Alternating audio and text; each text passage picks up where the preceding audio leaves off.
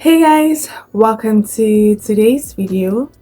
So today we're going to be talking about what are some of the things that you can do to maintain your femininity when you are in a masculine environment. So one of the reasons that I decided to do this video is because if you're a modern day woman, right, you're going to work or you're running your own business, you're surrounded by masculine energy, or you have to be around masculine energy or masculine environment all the time where you're required to be in that energy.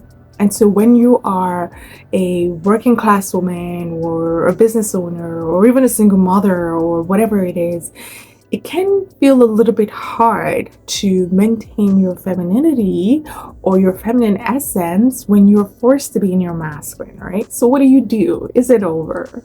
Is it? No, it's not.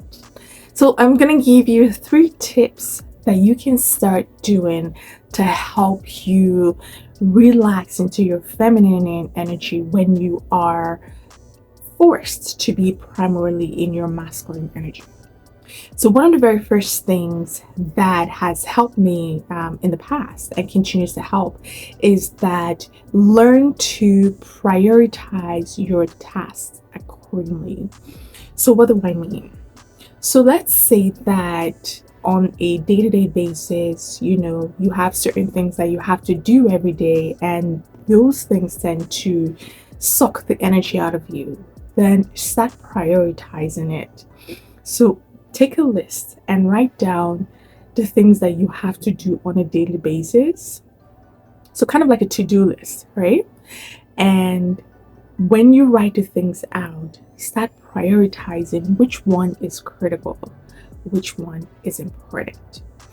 If all the things on your list are critical, we have bigger problems. Like, you have bigger problems. It's not enough to watch my video. You need help because nobody deserves to live a life where they are constantly having to do critical things every day, repeatedly, with no break. Nobody deserves that. So you have bigger problems. Now, if you take a look at the list and you have more critical things than more important things, then it means that you're taking too much on your plate, and you need to start to make a decision on what you're going to do about it. So let me give you an example. If, say, you wake up in the morning, then you have to get your kids ready, and then you drop them at school, then you go to work, and then you come back, and then you have to pick up the kids and then make dinner, and then do the laundry, and then clean the house, and then go to bed. Now, first of all, that's a lot for one person, right? Each of these things that I just mentioned may be critical for one person, because if you don't pick up your kids from school, they're going to be at school. If you don't drop them at school, there's a problem, right? So critical things are things that if they don't get done, they can cause harm, or they can cause the repercussions can be large. It can impact your physical, mental, psychological health or well-being, or financial well-being, right? That's critical.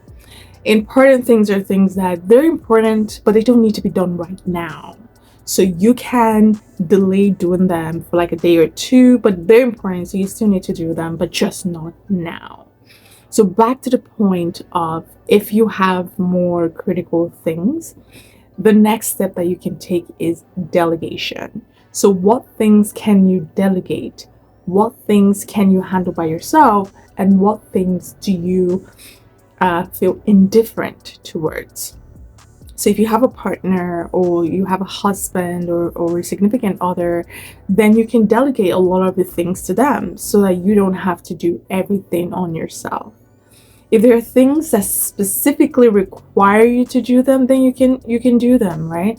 But the point here is you want to shrink that list into as minimal as possible so that you can have time to rest. You can have downtime. Now, I know I've heard a lot of modern day women, especially women with kids, who talk about having zero downtime, and my heart goes out to them.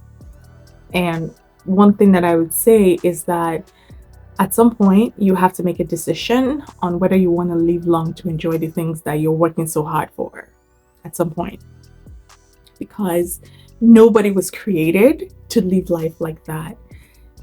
I understand that you can be, life happens, and you find yourself in situations, but I also firmly believe that there's always a way out. Unless you're dead, there's always a way out. That's what I believe. That's my belief, and that is something that has been working out for me. So if you're in a situation where it's only you and you have to do all those things, then maybe start to seek help from external people. I know they're what's it called? They're not NGOs. Actually, I think it's NGOs.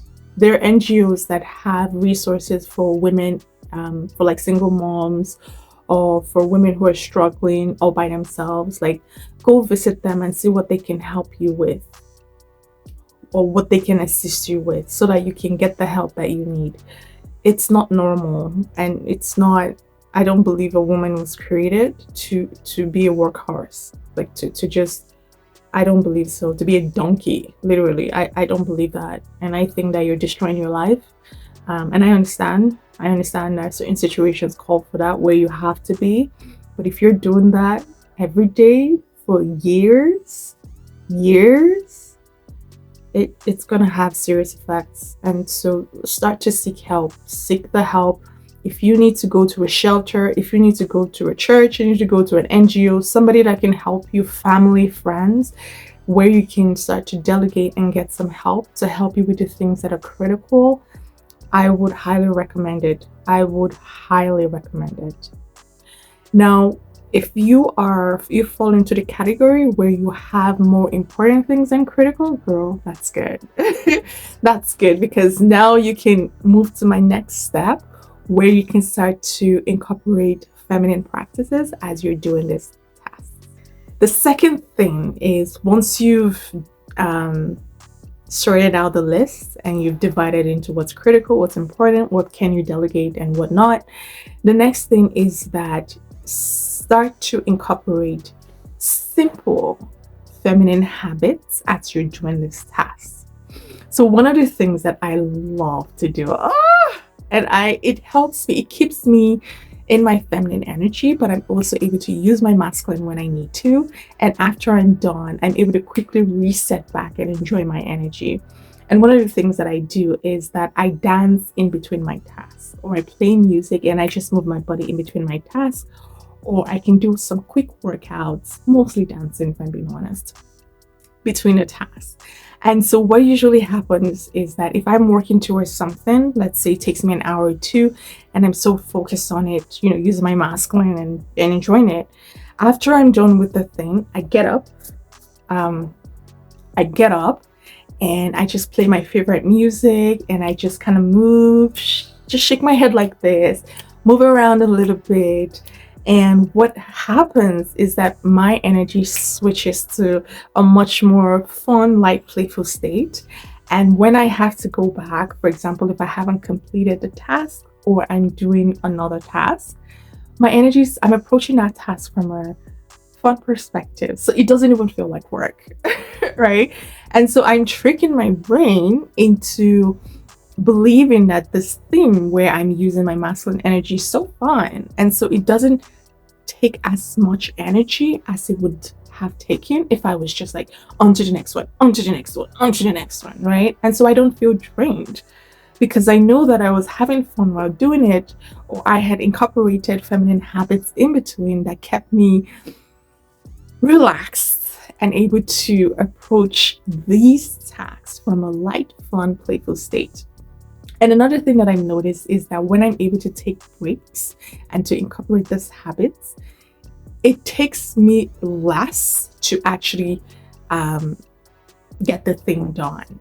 So you know how you feel when you're doing something and it just feels like you're running a treadmill with no solution, like you're working so hard and you're struggling and things like that, right? And you're burning your energy for no reason. I notice that when I'm relaxed and I'm just cool, calm, and collected. I'm able to do things faster and do things smoother. I have more ideas, I have more creativity, and it just makes the whole experience better. And so it really, really serves me when I have these breaks and I have these practices that I'm doing in between to make sure that I'm taking care of me, even when I need to get stuff done. So good things that you can do: you can dance, you can sing, you can watch your favorite show, you can listen to music, you can draw, you can do anything that you consider fun for you.